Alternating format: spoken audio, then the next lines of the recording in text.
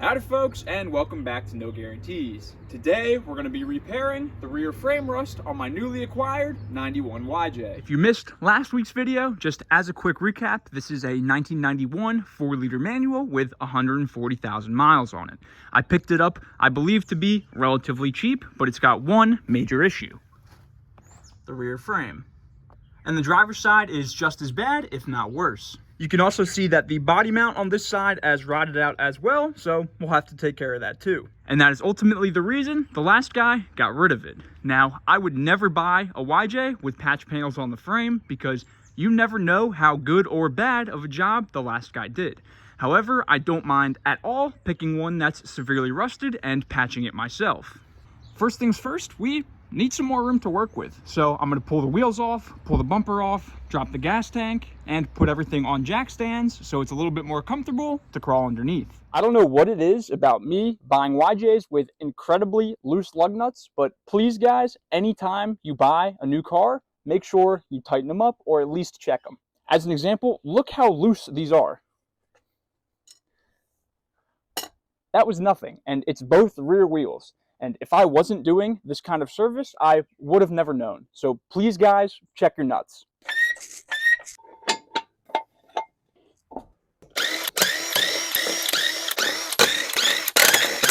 Here we are down on ground level, so you guys can see with what I'm working with here.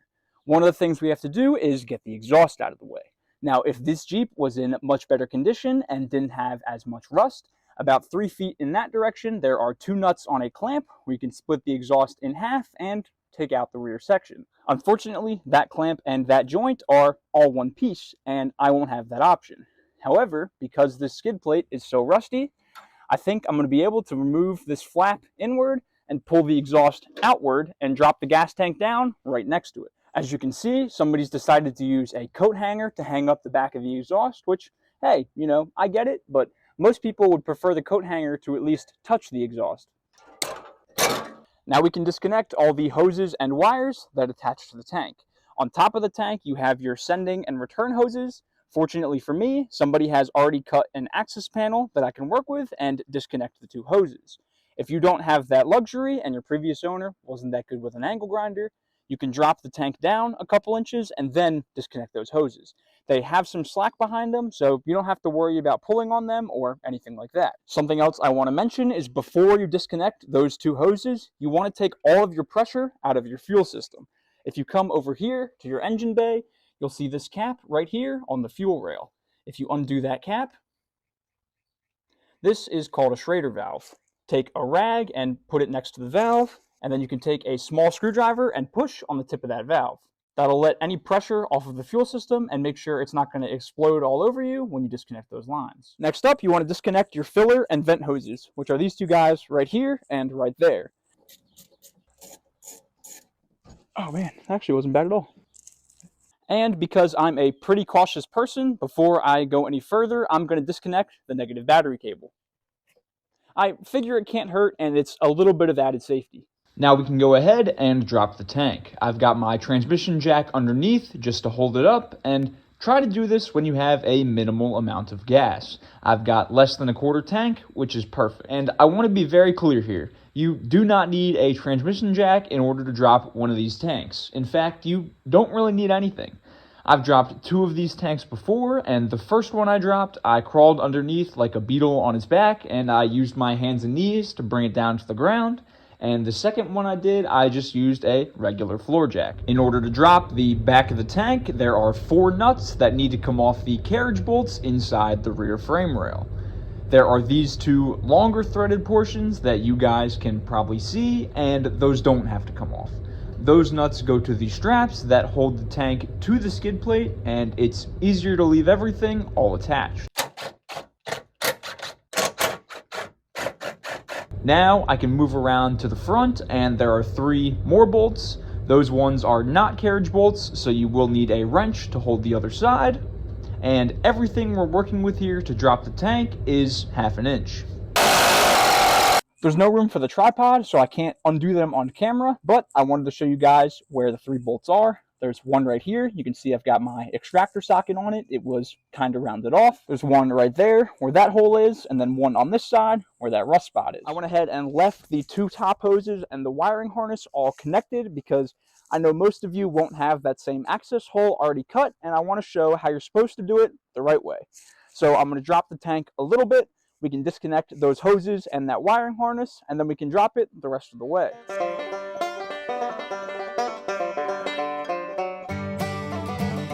Now that I'm down a good ways, at least on one side, I should be able to get those hoses and that wiring all out of the way. So I know my arm's in the way, but I'm actually looking through this hole in the frame to see what I'm working on. There we go. And also, while we've got the tank like this, we've got to disconnect our vent lines from our rollover valves as well.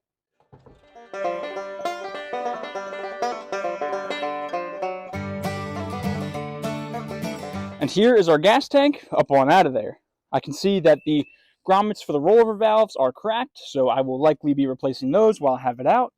And I'll also be taking a look at the fuel pump, mostly to see how the hose is doing. Based on the fact that somebody cut a hole in the floor, it really makes me think that this is a replacement pump. And most of the time, they come with some low-quality, non-submersible hose that really is what takes most of these out. You can also see our vent and fill necks and how cracked they are, so I'll be replacing those too. But there's 10 bolts that hold in the bumper. 1, 2, 3, 4, 5, 6, 7, 8 smaller ones, and then the 2 big important ones that go underneath each frame rail. Not only are the 2 bottom ones and the 4 outer ones all missing, this guy was also towing with this thing. He has a trailer harness hooked up to it, and I'm sure he was using the trailer hitch. The rain picked up for a little bit, but then stopped, so it's time to get back to work. You can see I've got the gas tank straps painted and they're drying. They're in relatively good shape. I think they've been replaced before because one of them had a sticker on the bottom. So I'll be reusing those.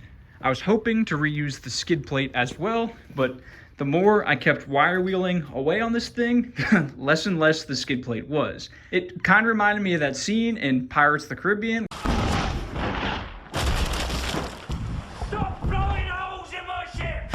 That's what I felt like the whole time I was cleaning this thing up.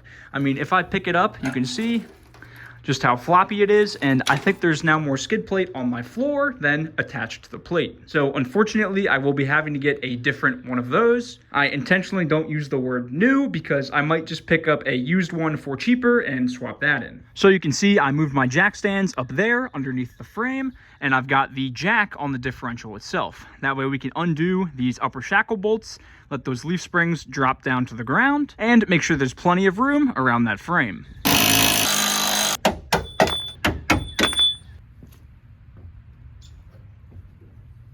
Well, I finally got my rear axle out of the way. I did have to unbolt the shocks. There's a 3/4 inch bolt at the bottom of both of them.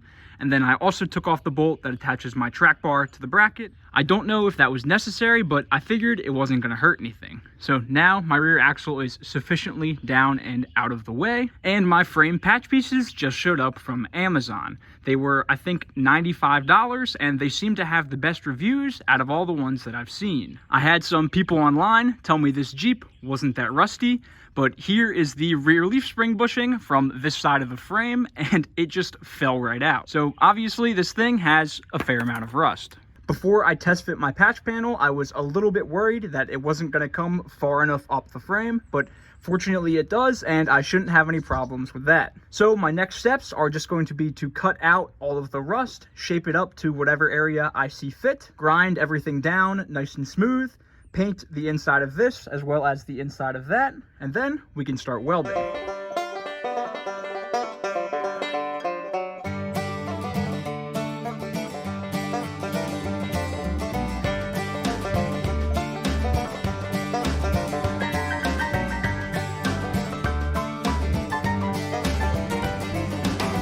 I've completely finished up welding in both sides, and honestly, it looks pretty good. I know that my welds aren't the prettiest, but I think that's okay.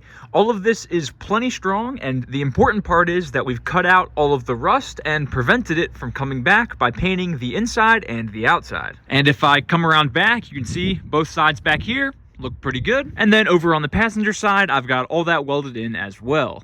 You can also see that I took a wire wheel and just wire wheeled down the frame. I'm not going down to bare metal everywhere or anything like that, but just enough to take off any of the loose paint and coatings that's on the frame, as well as any rust scale or anything like that that might be on there. I also did the transmission cross member, the rear axle, and the leaf springs, and this side of the frame as well.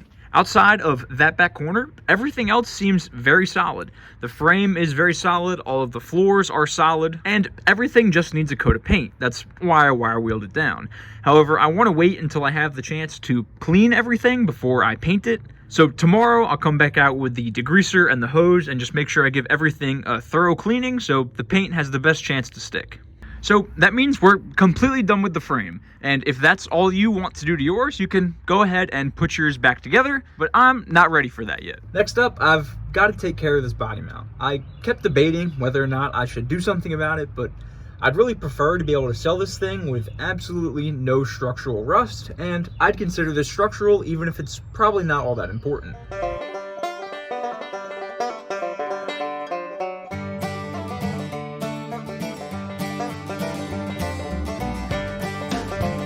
Here is that rear driver's side body mount, all patched up. You can see my bolt just dangling in there. I'm still waiting on the mount itself in the mail. And you can see my welds up here aren't the prettiest, but it's much better than what was in there before. Here is the old body mount, or what's left of it. All I did was cut the bolt in half, and then everything just crumbled out of the way.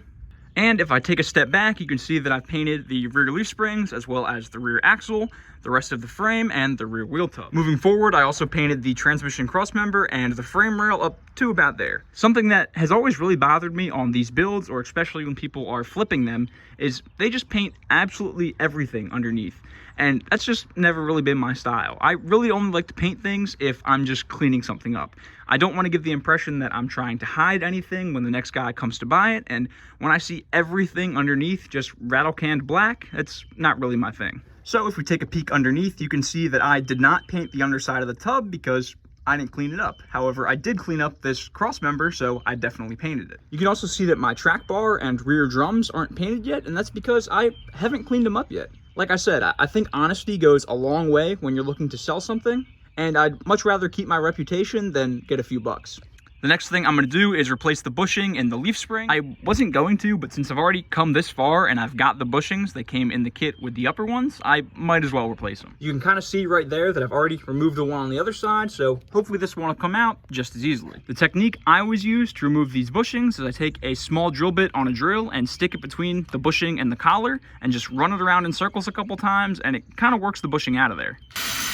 Now that it's a little bit out and everything's freed up, I'm going to throw you guys on the tripod, grab my hammer, and we can bang everything the rest of the way out.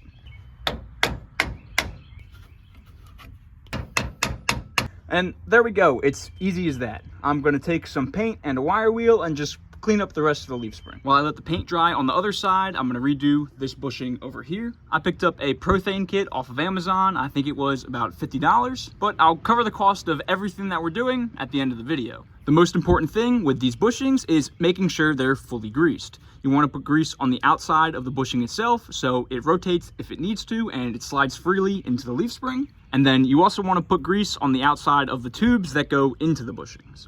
Some people will also lubricate their bolts as well, and I will be. And if you really want to go crazy, they make greasable bolts for these shackles. And now that we're properly lubricated, we can set it in there and drive it home with a mallet.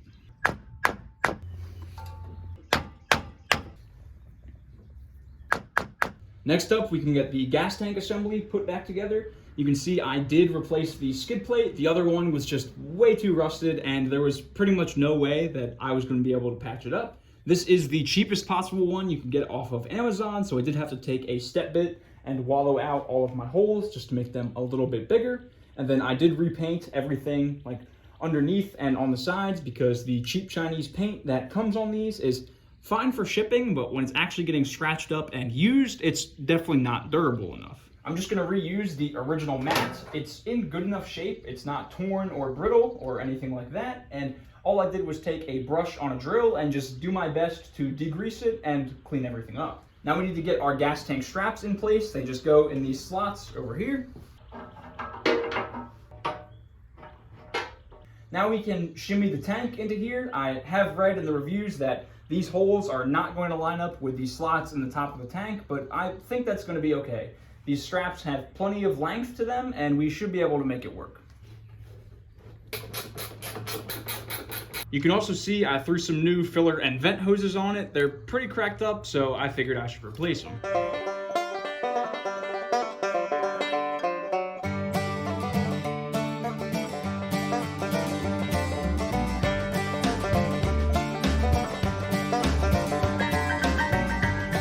Alright, it's now high enough up there where I can crawl over on top of it and reconnect our vent lines, our fuel lines, and our electrical connector. As you can see, it takes a little bit of agility to get one of these tanks back in, but it's definitely doable. I forgot that when I did this to the red Jeep, I had not only a 4-inch lift kit, but a 1 1/4-inch body lift as well, which definitely makes this a little bit easier. Alright, I've got the back 4 nuts on the skid plate all just loosely put on to hold it in place, and now we can work on the front ones. So I'm purposely showing you guys this upside down because I am upside down. And it's gonna be quite hard for me to show this without being able to fit a tripod down here, but I take the screwdriver and shove it in the leftmost hole, aligning the two. After I push this in with my hand, you can see that the middle hole kind of becomes aligned. So now I can take a bolt and shove it in that middle hole. And before I keep going, the reason I'm showing this is these skid plates are infamous for not fitting well, especially in this area. This is the cheapest one that I could buy on Amazon. The one that I put in the red Jeep was one of the more expensive ones, and they all have the same issues pretty much no matter what. But anyways, after you get the nut on that bolt, that brings everything pretty close together, but not quite perfect. So we can do our screwdriver trick again, this time in this far hole, making everything a little bit more aligned, and we can get this near side bolt in. And now that we've got this near side bolt in, still with the screwdriver in the hole over here, I'm gonna pry again, and this time try to get the washer in behind this bolt. The reason I couldn't before is there just weren't enough threads sticking out of the bottom. Now that we've got the tank fully secured and in the Jeep with most things connected, at least everything the Jeep needs to run, this is the perfect time to go reconnect your negative battery cable and make sure everything's hooked up right. It's very easy to mix up the sending and return lines, or forget to plug in the fuel pump or something like that. So now's your chance to make sure everything works before we put everything else back together.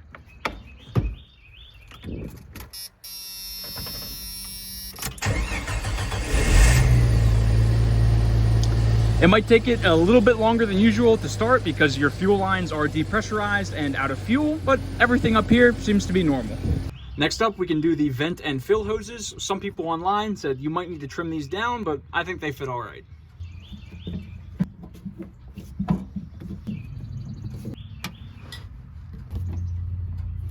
While you guys weren't looking, I put on the rear bumper. Some of my neighbors were mowing the lawn and I figured I didn't need to video it. I also painted both the shackles chrome. I think that looks a lot better than the red. Something I always forget to do, and I'll put it earlier in the video to hopefully remind you guys, is put your bumper on before you put the gas tank back in. It just makes it way easier to reach those inner 4 bolts. Granted, it's not impossible to do it after like I've done here, but it sure is a heck of a lot easier.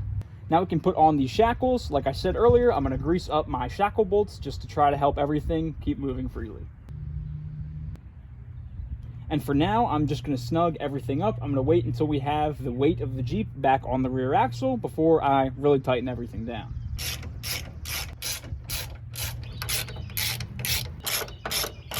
Now that we're back on ground level with the weight on the rear axle, I'm gonna run around and torque everything to spec. Click, click, click, click, click, click, click, click. And with those bolts tightened, we are completely wrapped up. And honestly, everything looks great. You can obviously tell that the frame's been repaired, but that's okay. I'm not trying to hide that it's been repaired. I'm trying to keep this thing on the road and rust-free for years to come. All of this took me about 3 full days, and I think it was well worth it. Speaking of well worth it, let's talk about how much all this cost me. The frame repair kit itself was $95. The spring bushing kit was $52. A roll of MIG wire was $25. A 6-pack of black paint was $36. A can of primer was $7. A pack of cutoff wheels was $13. A pack of flat discs was also $13. And I want to mention that I didn't use up the entire packs of abrasives, but I'm still going to include the full costs. Any extras that I have, I can use later down the line on this project or on future projects. For example, the sheet metal that I used to repair the rear crossmember and body mount was free because it was already paid off from the Green Jeep project. I figure it all balances out in the end. Anyways, the wire wheel for the angle grinder was $25, the gas tank skid plate was $82, the filler and vent hoses were $23, the front gas tank skid plate bolts were $2, and the body mount that we put back in was $38, which is a little bit ridiculous, but I wasn't going to replace all 11 and I didn't need a whole kit. That brings the total for this video to $411 and the total for the project to $2,406. I think between getting the Jeep running in the last video and getting it structurally sound in this video, this Jeep is well worth $2,400. I firmly believe that at a minimum, this thing is a $3,500 Jeep, so we've got a pretty decent margin to work with and still plenty more work to do. And that's gonna be all for me today. Tune in next video where I cover absolutely everything you need to know before you buy one of these YJs. Thank you all so much for watching, and I'll see you next time on No Guarantees. Safely